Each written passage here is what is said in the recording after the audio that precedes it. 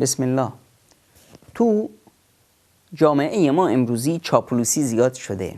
اونایی که میان تعریفات بیهوده میکنند و آدم رو توش باد میکنن زیاد شدن.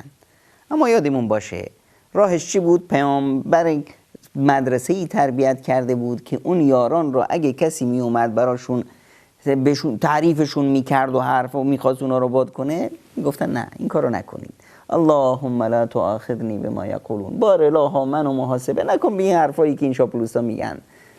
واغفر لی ما لا یعلمون، و اون چیزی که تو من هست از گناهان و بدیهایی هست که تو میدونی اونا نمیدونن، اینها رو ببخش. همیشه یاد بگیریم تواضع کنیم، فروتنی کنیم. هر کسی، رسول خدا صلی الله علیه و سلم میفرمایند هر کسی که برای خدا اینطوری تواضع کنه، فروتنی کنه، خداوند اینطوری اون رو رفعت و مکانت میده.